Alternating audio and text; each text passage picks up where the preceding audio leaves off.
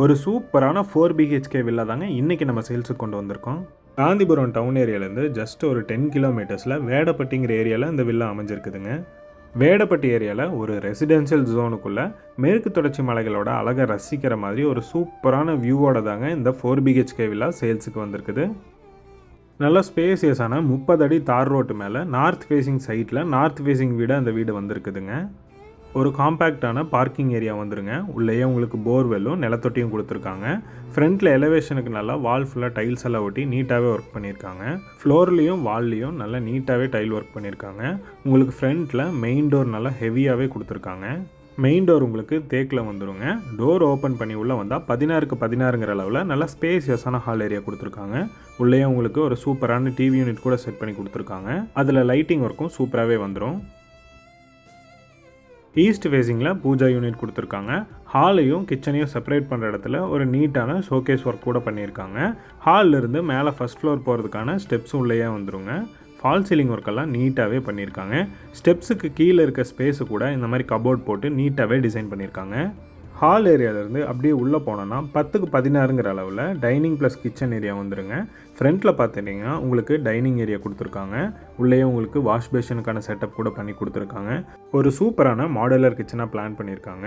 கபோர்டெல்லாம் 3 லேயரில் சூப்பராகவே டிசைன் பண்ணியிருக்காங்க. டேபிள் டாப்புக்கு கிரானைட் எல்லாம் போட்டு நீட்டாகவே இருக்குதுங்க.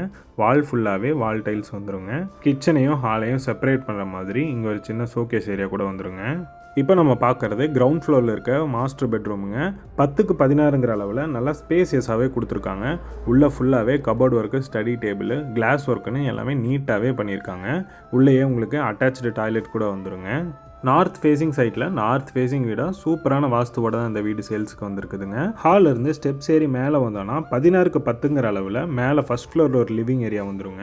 இந்த லிவிங் ஏரியாவிலேருந்து 2 பெட்ரூமுக்கு மட்டும் இல்லாமல் பால்கனிக்கும் டெரஸ் ஏரியாவுக்கும் போகிறதுக்கான ஆக்சஸ் கொடுத்துருக்காங்க. கிரவுண்ட் ஃப்ளோரில் இருக்க பெட்ரூம் மாதிரியே தான் இந்த ரூமையும் பிளான் பண்ணியிருக்காங்க. 10க்கு 16ங்கிற சைஸில் இந்த பெட்ரூம் அமைஞ்சிருக்குதுங்க. உள்ள கபோர்டு ஒர்க் ஆகட்டும், டைல் ஒர்க் ஆகட்டும் எல்லாமே நீட்டாகவே பண்ணியிருக்காங்க. இதுலேயே உங்களுக்கு அட்டாச்சு டாய்லெட் ஒன்று வந்துருங்க. டாய்லெட்டில் ஃபுல்லாக மேலே ரூஃப் வரைக்குமே டைல் ஒர்க் பண்ணியிருக்காங்க.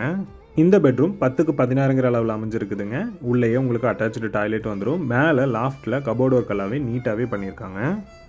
3 மாஸ்டர் பெட்ரூம் வந்துருங்க. எல்லாமே 10க்கு 16ங்கிற சைஸில் இருக்குதுங்க. 3க்கும் அட்டாச்சு டாய்லெட்டோட வந்துருங்க. இந்த வீட்டில் எல்லா டோருமே உட்டன் டோராக யூஸ் பண்ணியிருக்காங்க. வீட்டில் டைல் ஒர்க்கெல்லாம் சூப்பராகவே பண்ணியிருக்காங்க. எல்லா பாத்ரூம்ஸ்லேயும் கீழே ஃப்ளோர்லேருந்து மேலே ரூஃப் வரைக்குமே ஃபுல்லாகவே ஃபினிஷ் பண்ணி நீட்டாகவே பண்ணியிருக்காங்க. லிவிங் ரூம் ஆகட்டும், கிச்சன் ஆகட்டும், பெட்ரூம் ஏரியாவாகட்டும் எல்லா இடத்துலையும் கபோர்டு ஒர்க் எல்லாமே சூப்பராகவே பண்ணியிருக்காங்க. நல்லா குவாலிட்டியான கபோர்டாக தான் போட்டிருக்காங்க. இருக்கிற எல்லா டோருமே சாஃப்ட் க்ளோசிங் டோர்ஸாக யூஸ் பண்ணியிருக்காங்க. ஃபஸ்ட் ஃப்ளோரில் இருக்க ஹால் ஏரியாவிலேருந்து பால்கனிக்கு ஆக்சஸ் கொடுத்துருக்காங்க. அப்படியே அங்கேருந்து வெளியில் வந்தோன்னா 10க்கு 10ங்கிற சைஸில் பால்கனி ஏரியா வந்துருங்க.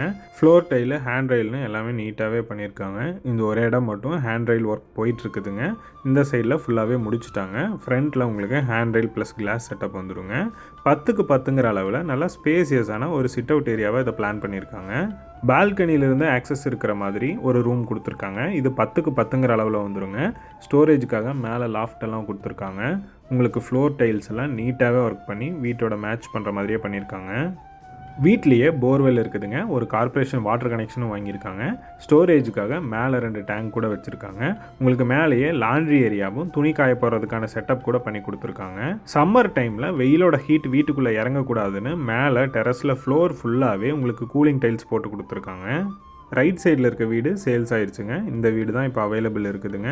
இந்த வீட்டோட டீட்டெயில்ஸ் நீங்கள் தெரிஞ்சுக்கணும்னு நினச்சா 4 பிஹெச்கேன்னு சொல்லி கமெண்ட் பண்ணுங்கள். உங்களுக்கான டீட்டெயில்ஸ் அனுப்பி வைக்கிறோம்.